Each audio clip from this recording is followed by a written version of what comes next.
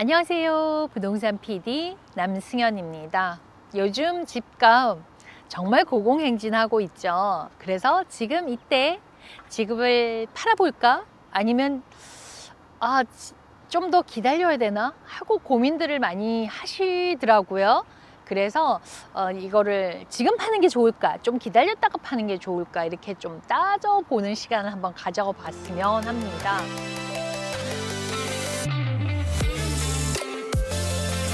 네, 코로나 바이러스 사태 이후로요, 이 주택 시장이 정말 누구도 상상할 수 없을 그런 변동 사항이 발생을 했는데요.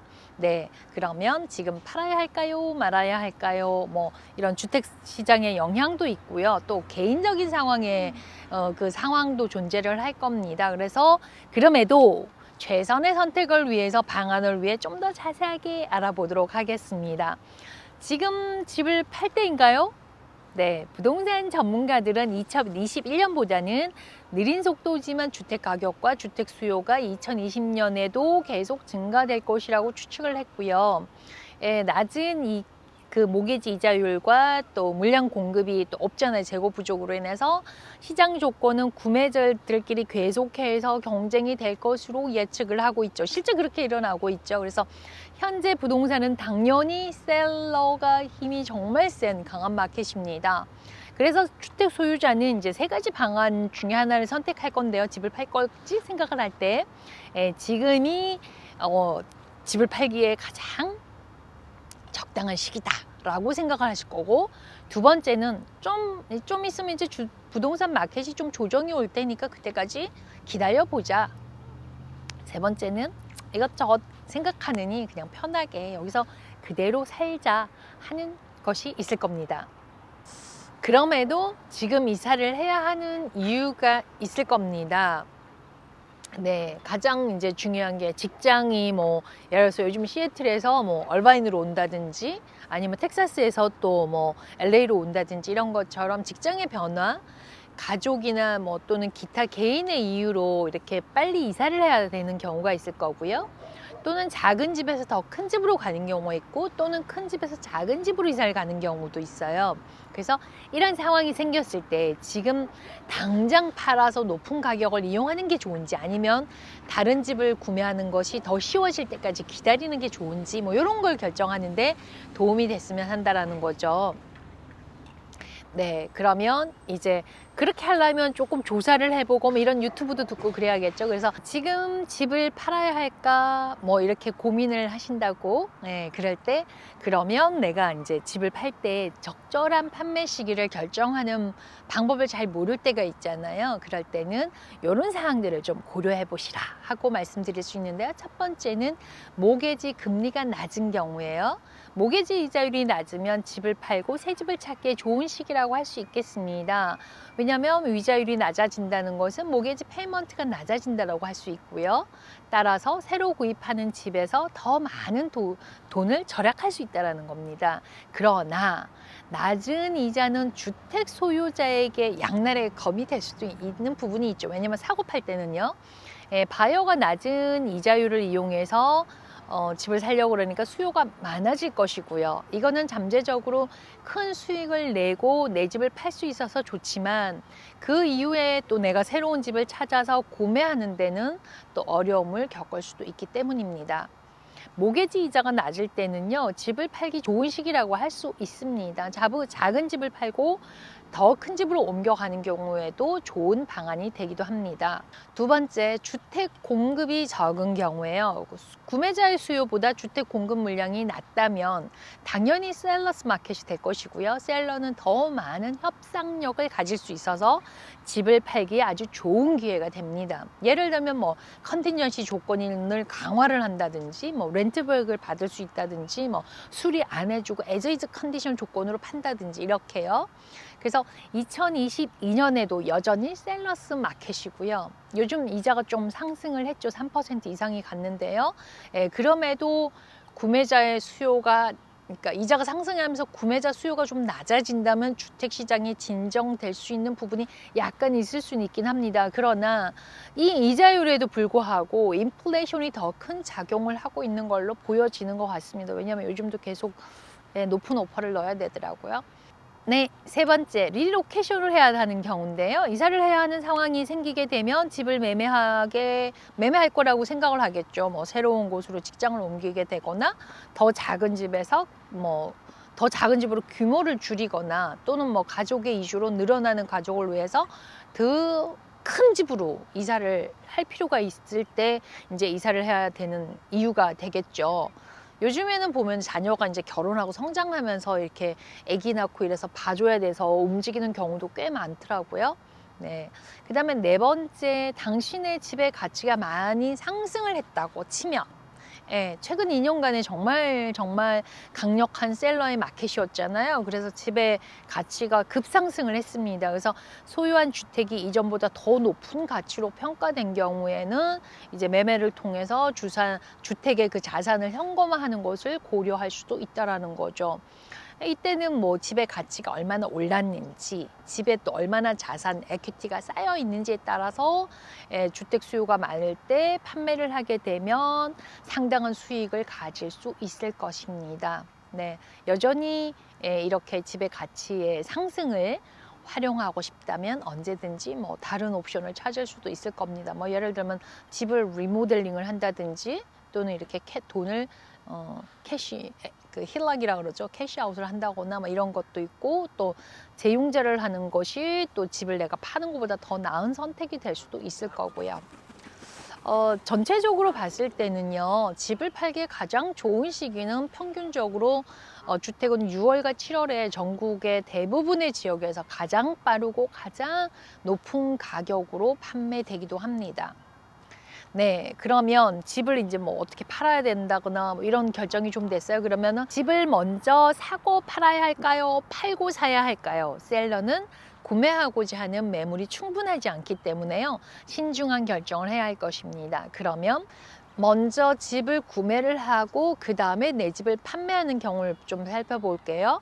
내가 현재 거주하고 있는 집의 모기지가 이제 있다면은 새로 구매하는 주택의 모기지 능력, 상환 능력도 충분해야만 가능할 것입니다. 그리고 다운 페이먼트도 좀 챙겨야 되는데요. 다운 페이먼트 따로 자금의 여유가 있어야 될 것이고요. 만약에 그렇지 않을 때는 홈 에퀴티 라인을 이용하는 것도 방법 중에 하나인데요. 이 홈 에퀴티 라인을 뽑는 것은 시간적인 여유를 좀 많이 두셔야 돼요. 왜냐하면 구매하는 그것보다는 홈 에퀴티를 뽑는 시간이 좀 더 걸리기도 하더라고요. 그래서 또 뭐가 있냐면은 내가 이제 집을 그러니까 그냥 먼저 구매를 하게 될 때도 이제 내가 이 집을 팔면 이 집을 사겠다는 그 컨티전시 조건을 넣어요. 근데 요런 게 요즘은 셀러스 마켓이다 보니까는 좀 힘들어지는 경우가 생기거든요. 그래서 이런 조건을 안 넣어야 되기 때문에 내가 경제적으로 좀 여유가 있을 때는 먼저 사고 구입하는 것이 좀 더 유리한 조건이 되는 거예요. 그러면은 내가 나중에 팔 때도 조금 더 그 협상을 좀 더 잘할 수 있죠. 그래서 주택 판매자는 수요가 공급을 초과하기 때문에 협상 잘할 수 있습니다. 그래서 이와 같이 먼저 사고 구입을 하는 데에는요, 내가 좀 더 강력한 그 뭐라 그러죠? 셀러의 역할을 할 수 있고 또 구매하기도 좀 쉬우니까는 시간에도 덜 쫓기고 뭐 이런 장점이 있다라는 게 사고 먼저 구입을 하고 파는 게 좋은 그런 작용을 하고요. 그래서 요즘 2022년 1월 판매용 주택, 그러니까 리스팅된 주택 공급은 전례 없이 짧아졌다라고 보시는데요. 평균 1.9개월로 클로징을 했다고 합니다. 보통은 이 표시하는 게 6개월 정도라고 하는데요. 네, 두 번째, 먼저 집을 판매를 하고 난 후에 구매를 하는 경우인데요. 내가 소유하고 있는 주택을 클로징하기 전에 이제 구매 자금을 조달하기가 어렵다 그럴 땐 먼저 팔아야겠죠. 그래서 내가 주택을 매매를 하고 새로운 집을 찾을 때까지 어디에 거주할 것인지 미리 계획을 세워둬야 할 것입니다. 그리고 최근의 시장 상황에서는요, 실질적으로 집을 구입하고 에스크로우 클로징 하는데 걸리는 시간이 생각보다 좀 길어질 수도 있습니다. 그래서 이제 단기 임대라든가 뭐 한 달 전에 통보를 하고 떠날 수 있는 어떤 임대 부동산을 찾을 수도 있을 것이고요. 가장 좋은 방법은 사실 요즘에 그 렌트백을 협상하는 방법도 좋은 방법 중에 하나라는 생각을 합니다. 그러면 이제 더 중요한 거죠. 집을 동시에 팔아야 하는 경우요. 예, 적절한 자금 조달과 충분한 계획을 가지고요. 현재 집을 팔면서 다음 집을 동시에 사는 게 가능합니다. 네, 거주하는 집을 사고 동시에 다른 집을 사는 것은 이제 가장 문제가 요 타이밍을 맞추는 게 굉장히 중요한데요.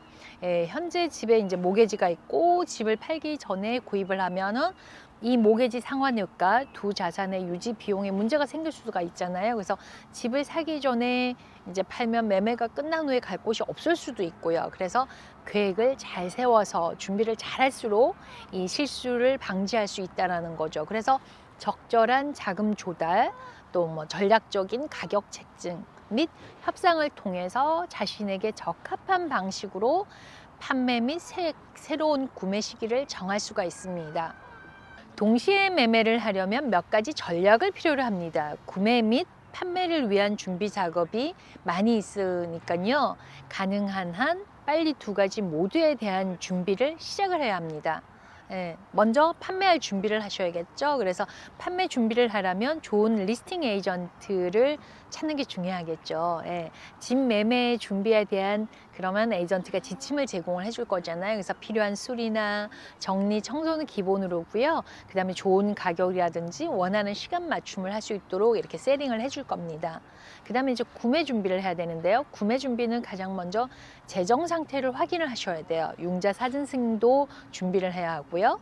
또 이제 조금 아까도 앞에서도 언급한 바와 같이 힐락, 그러니까 그 주택을 담보로 해서 그 힐락을 돈을 좀 인출할 때도요.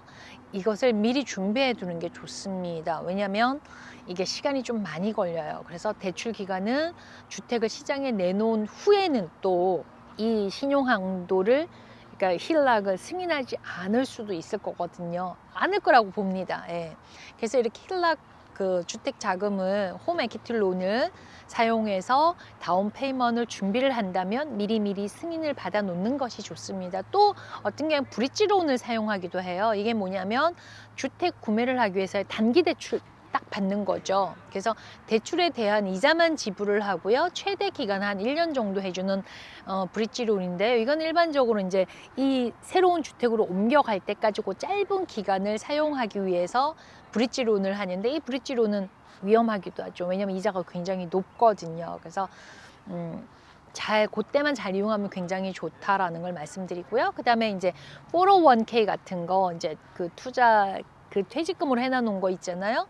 이런 것을 그러니까 401k를 담보로 대출을 사용해서 뭐 그걸 가지고 다운 페이먼트를 쓴다라는 거죠. 그래서 이 대출 장점은 이제 대출 기관에서 모기지 사전 승인을 위한 뭐 이 부채 비율을 그러니까 DTI는 해당이 안 된다라고 보는 거예요. 그래서 이제 주택이 이제 다 내가 사고 팔고 이렇게 동시에 되면은 그거를 401k 대출금을 상환을 하면 되니까요. 잠깐 사용하기에 내가 401k가 있다 그러면은 사용하기 좋고요. 그래서 이렇게 타이밍을 맞추기에는요. 자금 조달이 완료되고 부동산 중개인이 판매 및 구매 시기를 협상을 도와줄 거예요. 그래서 만약에 일정의 차이가 있다면 구매자와 함께 그 그러니까 렌트백을 하는 것을 계약을 할 때 협상을 할 수도 있다라는 겁니다. 뭐 2달 렌트백을 한다든지 뭐 이런 계약 조건을 첨부하면 되겠죠. 이렇게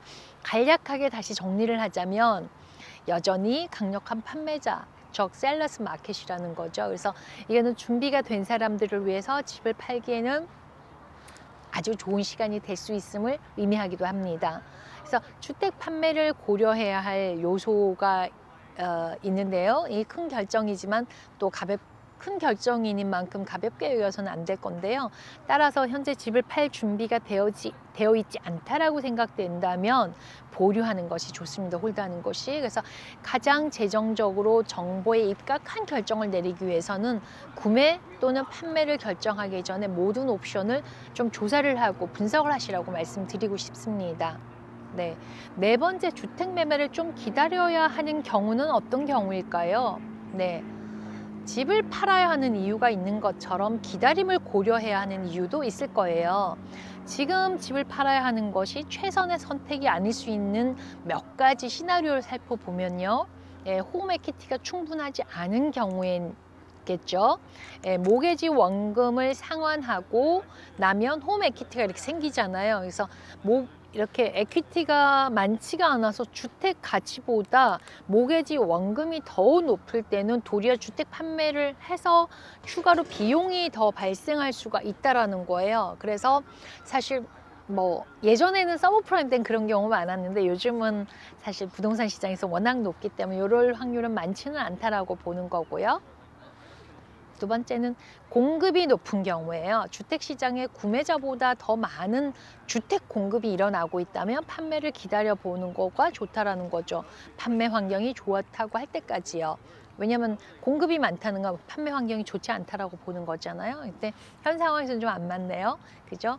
세 번째는요. 내가 자금이 충분하지 않아서 내가 집을 팔아야지 집을 다시 살 수 있는 경우가 발생을 하잖아요. 그렇다거나 아니면은 내가 산 지 얼마 안 돼서 이렇게 에퀴티가 많지 않을 때는 좀 기다려서 내가 에퀴티가 어느 정도 될 때까지 기다리는 것도 좋고요. 또는 내가 집을 팔아서 이걸 가지고 다운 페이먼을 쓸 수 있을 때까지 기다리는 게 좋다라는 겁니다. 그래서 내가 이 기다려야 되는 게 또 소득조 있죠. 그죠? 그래서 대출 기관에서 어떤 그 렌더에서 모게지를 받을 만큼 내가 좀 퀄리파이가 충분하게 될 때까지는 좀 기다려서 또 좀 모자라면 저축을 조금 더 해서 갈 수 있는데요.